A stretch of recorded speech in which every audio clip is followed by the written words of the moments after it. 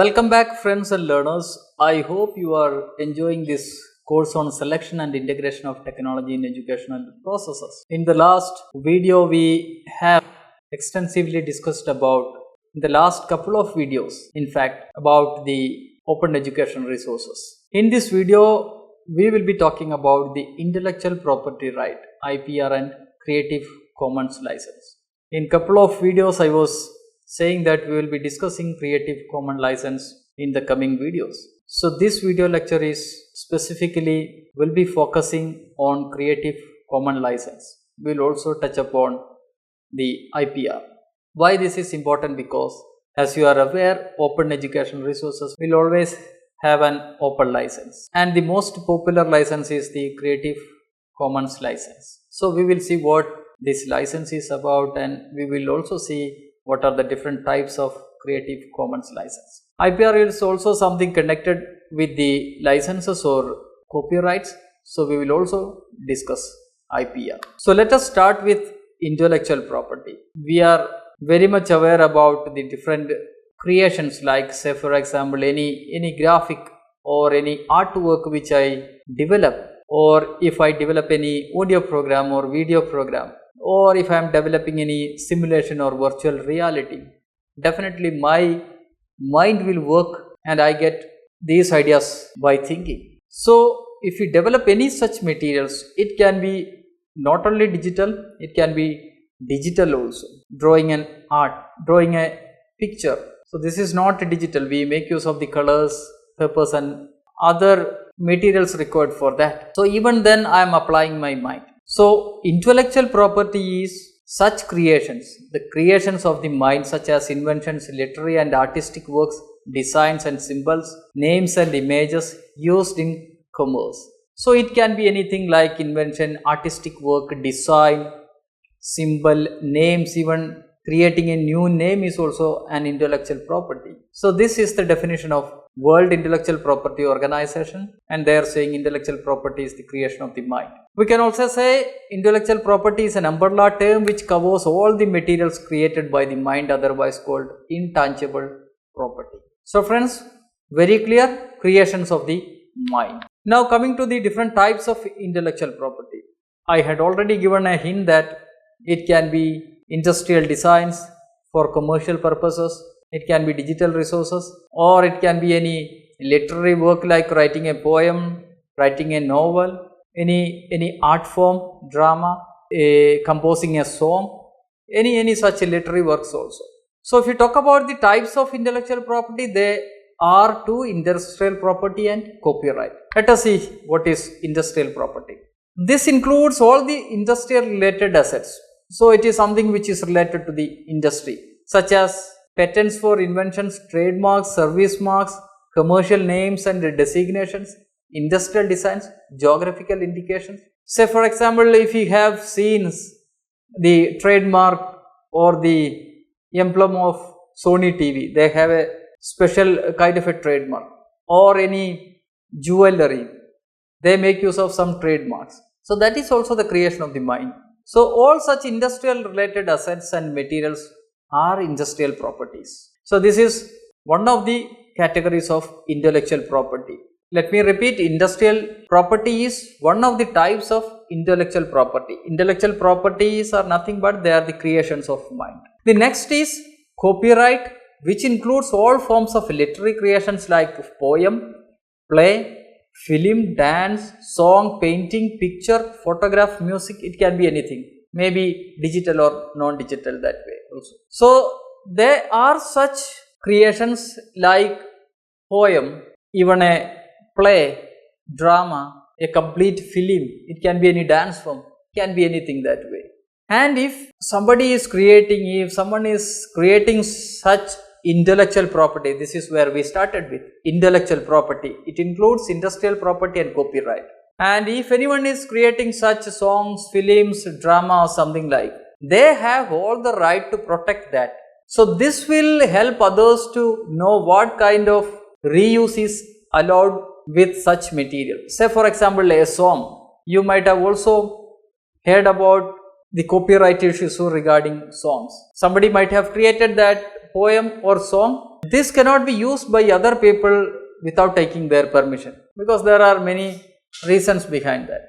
So what I am saying is, anyone who is creating such literary creations, they have the right to protect such literary works, and copyright refers to the right given to copy an original work abiding the copyright laws. So copyright includes what we say the literary creations and the right given to copy such work, but definitely have to abide, we have to follow the copyright laws. So if I have developed, say for example, let us talk about something in the context of teaching learning where technology is used.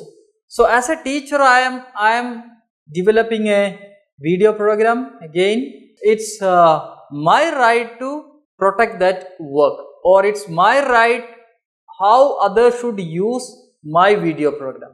I can decide that. So I can have laws related to that, which we call the copyright laws, and then copyright. If it is copyright, if there is copyright option, then others can copy, others can make use of that, but definitely the copyright laws has to be taken into consideration. If I am allowing to copy that, then of course people can copy. If I am not allowing, then people are not allowed to copy that. If I have given the right to edit my videos and insert some other graphics or some part by any other individual, if I am giving such a right, then others can do that. Otherwise, no one is permitted to work on my video program. Friends, so many of the digital teaching learning resources, as I was saying in other videos also, many are available on the internet, but we cannot take all the materials which are available because we have to see the copyrights laws. If we have the right to copy that, then we can, otherwise this will create issues. Now the materials having copyright, that will be ending. The copyright ends after a specified period of time, but can be renewed, otherwise the work goes to the public domain. So there will be copyright for a particular period, but that can be renewed. If it is not renewed, this will of course go to the public domain. Then there won't be any copyright issues. Say for example, I have developed a video program. I will say for the next 10 years, people can use this material. So after 10 years, it is sure that people can make use of it without taking any permission. But if I am not renewing that after 10 years, then of course people can use without taking my permission. Otherwise, if I am not renewing, this will go to the public domain. So friends, this is about copyright. Let me repeat: intellectual property, two types, the industrial property and the next, the copyright.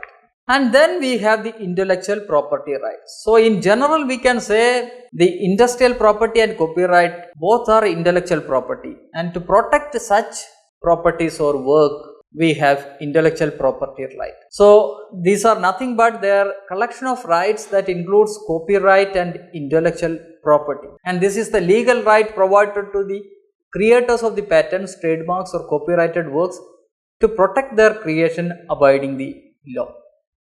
So such works will be protected by some copyright laws, and looking at the copyright laws, only other people can make use of such work.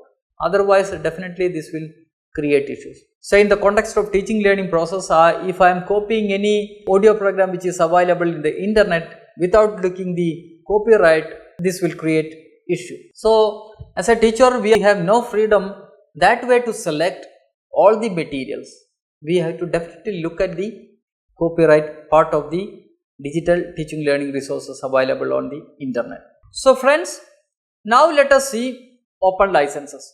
So we have seen digital resources in the context of teaching learning processes, like they are protected by copyright. We cannot make use of such resources easily without looking at the copyright laws.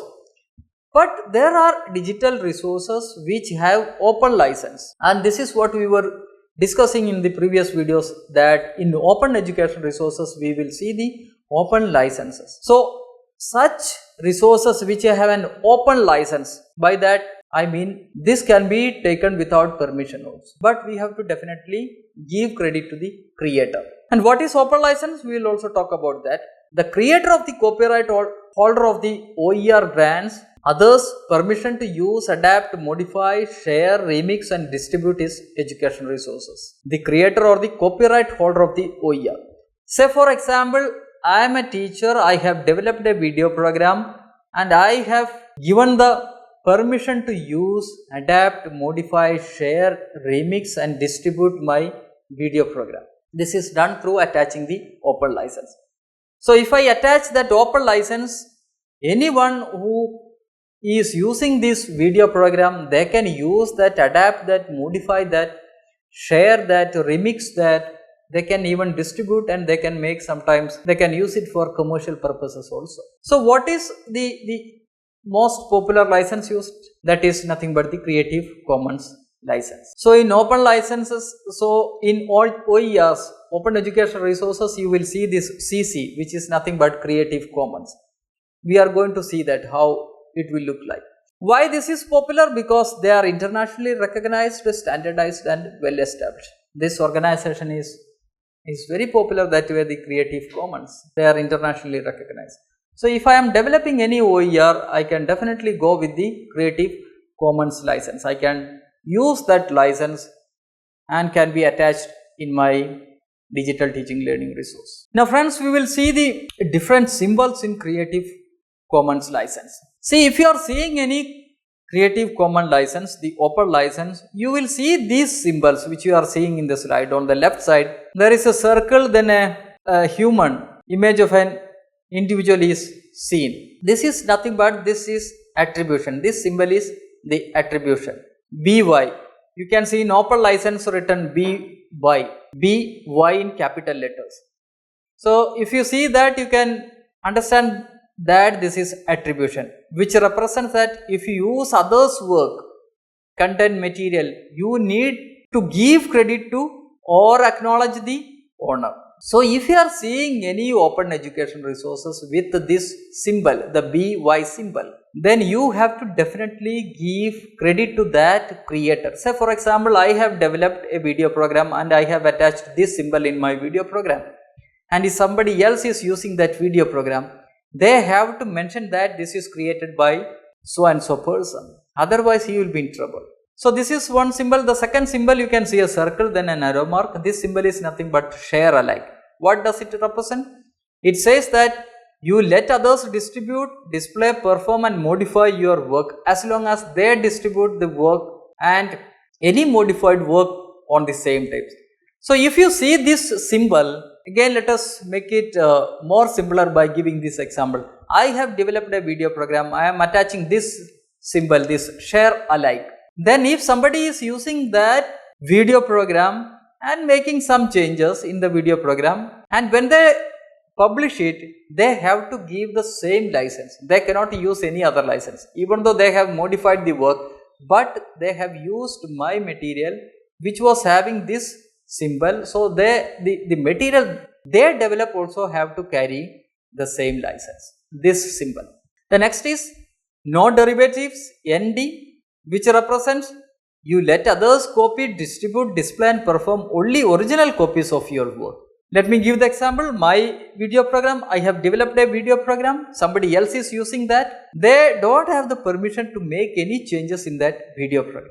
No derivatives, but they can use, reuse, they can adapt it for their classroom purposes, but they are not allowed to make any changes in that. So that is no derivatives, a circle and two lines. The next is non-commercial, NC, which represents you let others distribute, display, perform and modify and use your work for any purpose other than commercial. So of course any material which is having this license, non-commercial, they can of course use this material, but they cannot make money out of it, or we can say commercial uses are not allowed. So friends, I hope you have understood this. The Creative Commons license, in Creative Commons license you will see these symbols, and these symbols represents what we have discussed right now. Now we are going to see the Creative Commons license and how this will be looking like in the license. So this is the first license which we see in Creative Commons license, the simplest license.